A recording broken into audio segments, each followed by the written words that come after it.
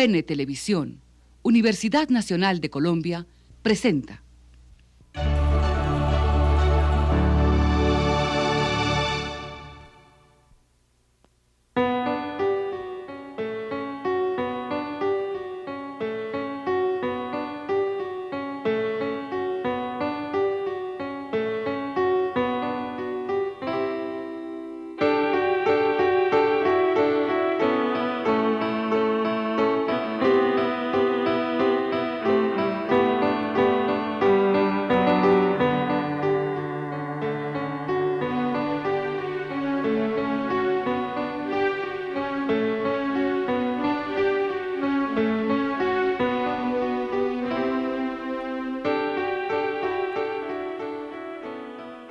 Tenemos hoy con nosotros al profesor Rodolfo Ginás, eminente neurofisiólogo de la Universidad de Nueva York, quien vino a Colombia para recibir un doctorado honoris causa conferido por la Universidad Nacional.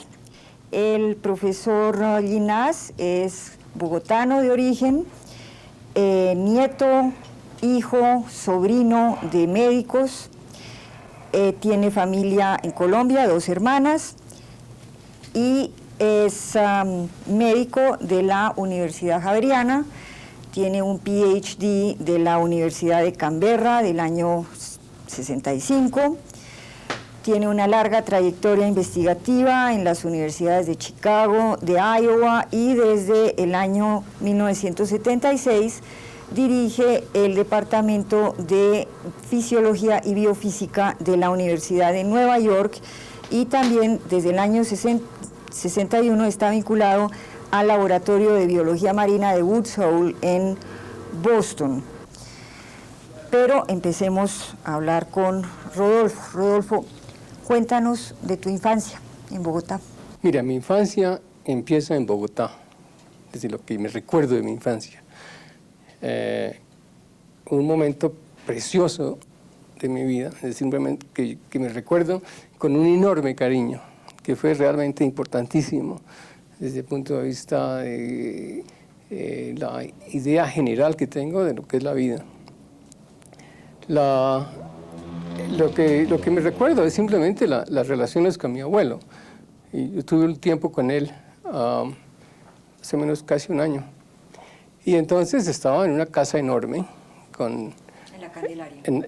No, en la carrera décima, creo que era como por ahí con la 17.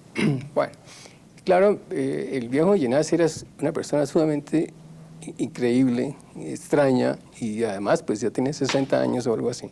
Entonces ya estaba pues en la edad perfecta para tener relación con un muchacho de 4 años, que no tenía en ese entonces. Bueno, te cuento, mira, el doctor Ginás era persona complicada, pongamos, para darte un poquito el recuento. El doctor Ginás resolvió durante algún momento en su vida que los bombillos no se debían poner en las paredes, porque resulta que un bombillo en una pared implica que se puede dejar el bombillo prendido, y como no hay gente, pues no existe la luz, porque la luz solamente existe cuando hay alguien que la ve. Entonces durante algún tiempo tuvo pues cada persona un bombillo y una gran cantidad de cables en la casa.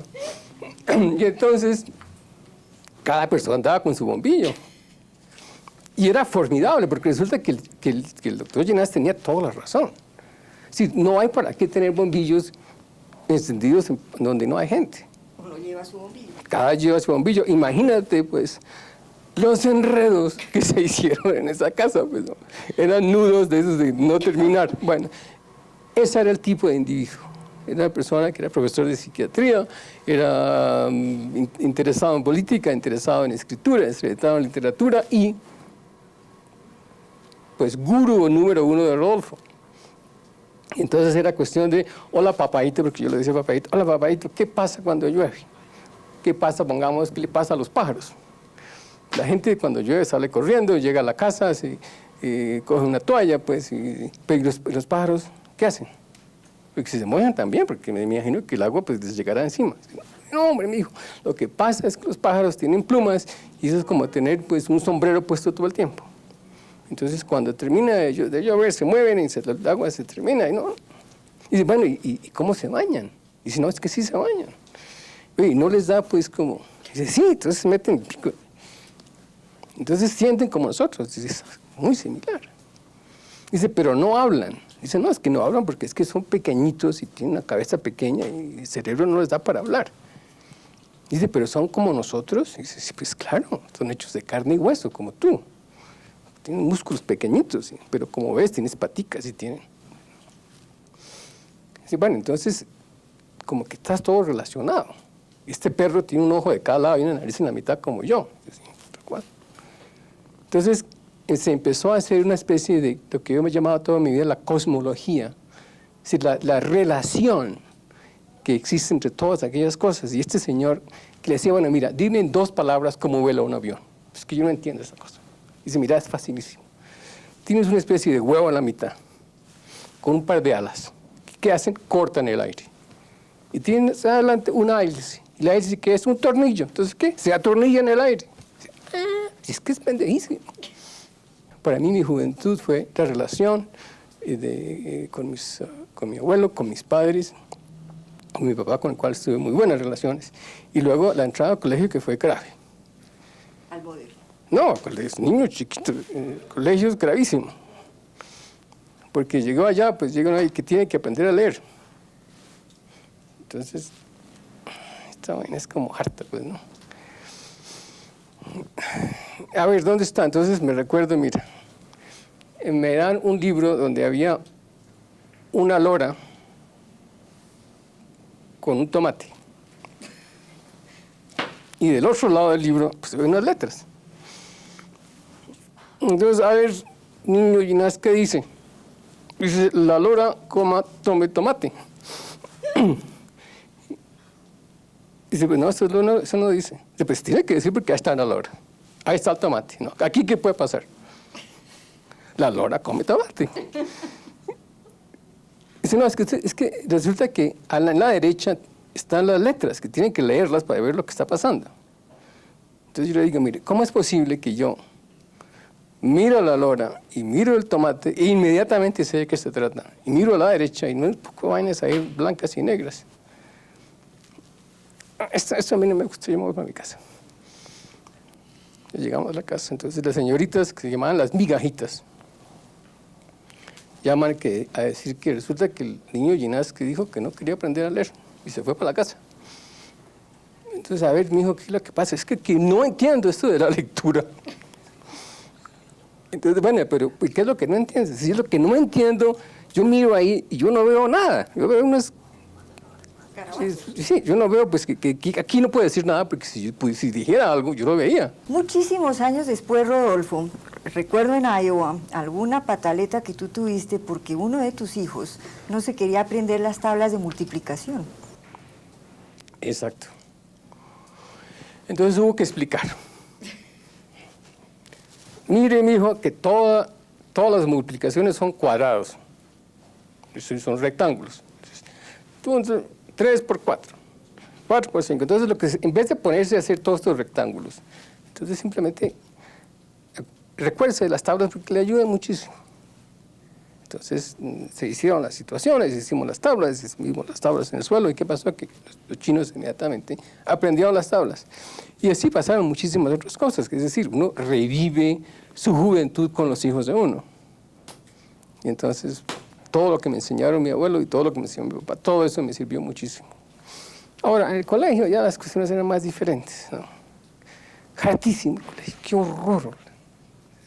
Unas clases interminables.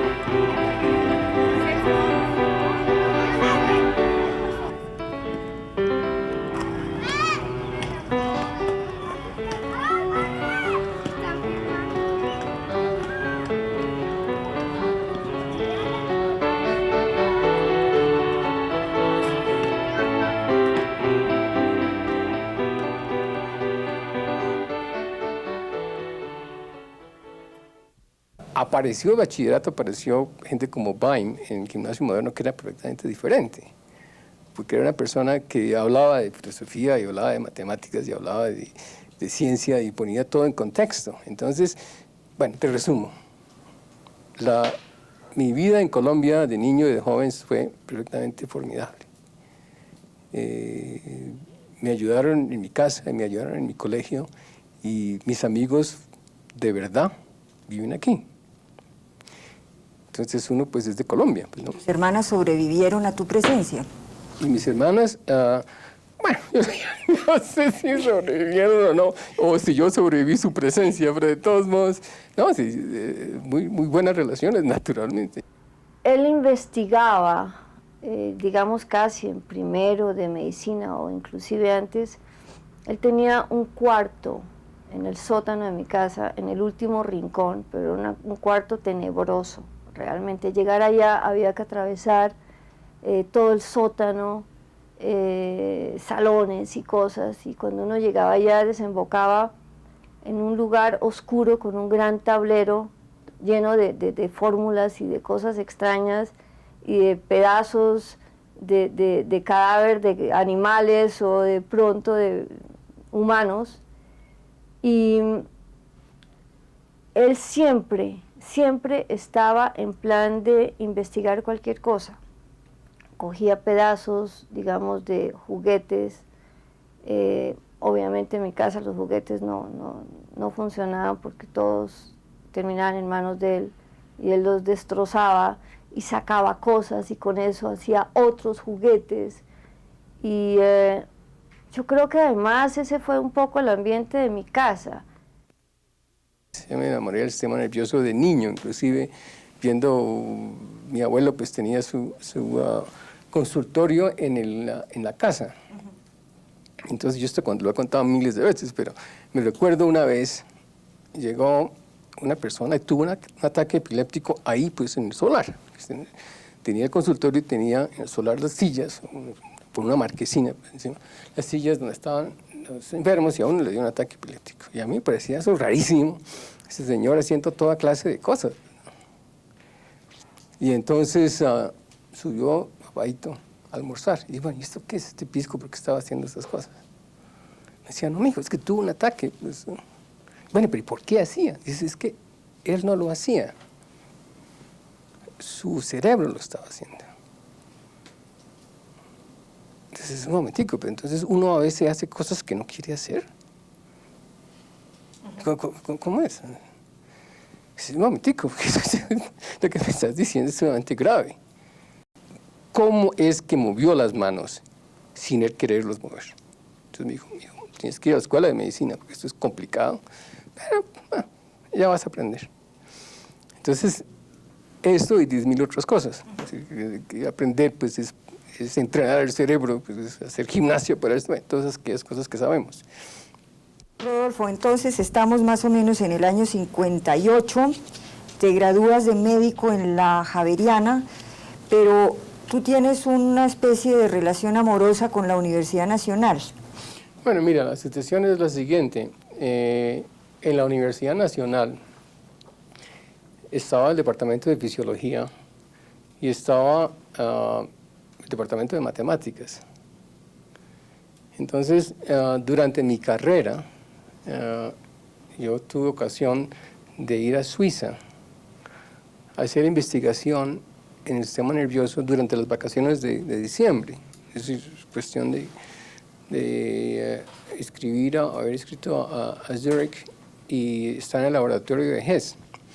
Y entonces me interesaba porque entendí muy rápidamente que lo que se sabía del sistema nervioso en ese momento era más bien poco. Entonces busqué quién podría ser una persona que hiciera trabajos interesantes, y el Rudolf Walter Hess se había ganado el premio Nobel de Fisiología sobre su trabajo en el hipotálamo en 1948.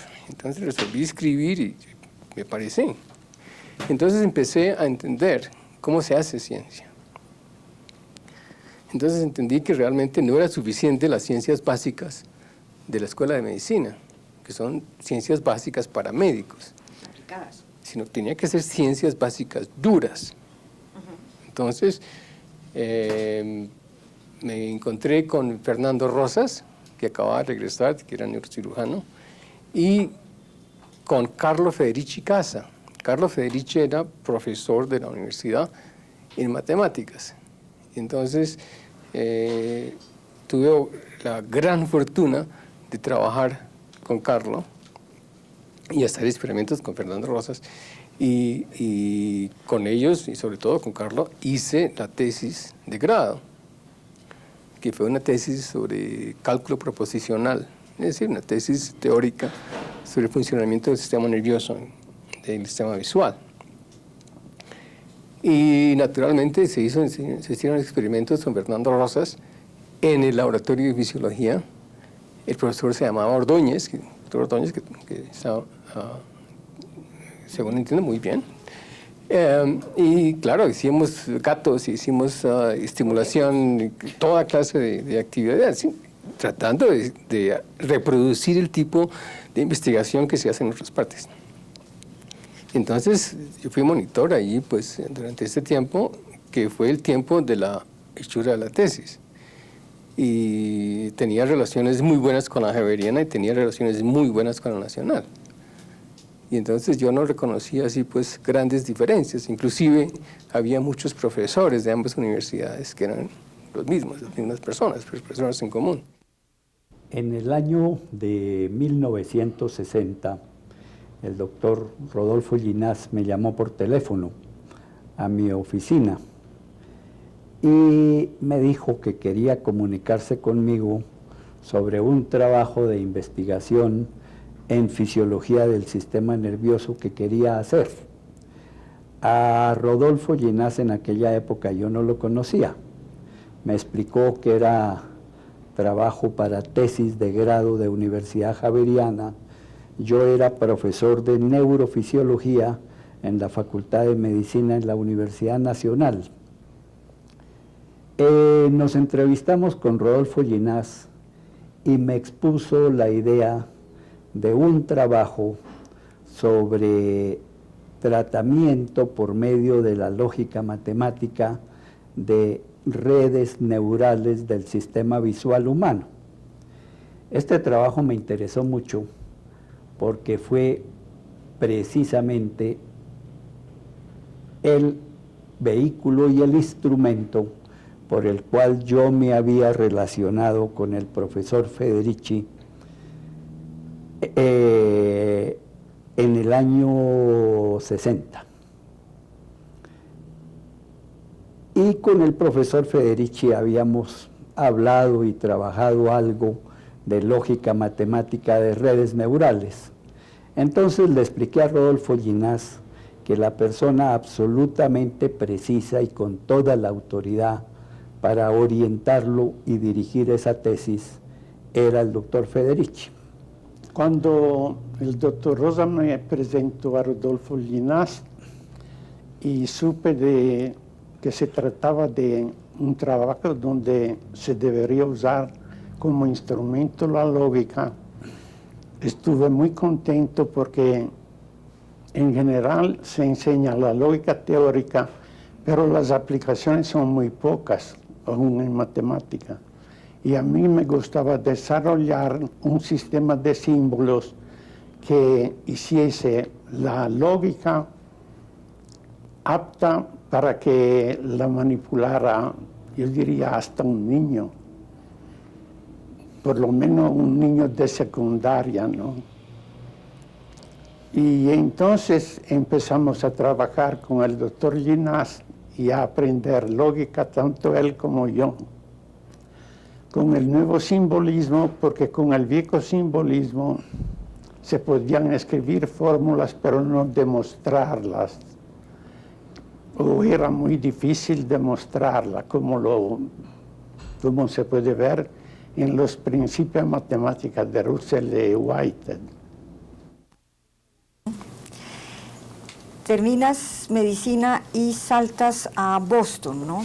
Pues mira, mi padre era cirujano de tórax, y entonces yo le expliqué que yo quería hacer sistema nervioso, y entonces charlando con él, me dijo, mira, yo conozco gente, él había trabajado en Boston, en la Leahy Clinic, yo puedo conseguir pues que vayas a Boston a hacer neurocirugía. Entonces me fui a Harvard, a Massachusetts General Hospital, a hacer neurocirugía. Y pues llegué y la neurocirugía estaba muy bien, es un hospital estupendo, pero no me gustó tanto como pensaba, porque realmente no tenía tanto que ver con la función del sistema nervioso como yo pensaba. Es decir, tenía mucho que ver con tumores y con problemas circulatorios y con problemas de... Pero yo lo que quería saber es cómo funciona el sistema nervioso. Entonces resolví estar cierto tiempo en Mass General y cierto tiempo en MIT. Entonces tomé más matemática y tomé biología y... En fin, lo duro, seguí tomando lo duro. Y en 1961 resolví que definitivamente no iba a hacer medicina, sino que iba a hacer investigación en medicina. Y entonces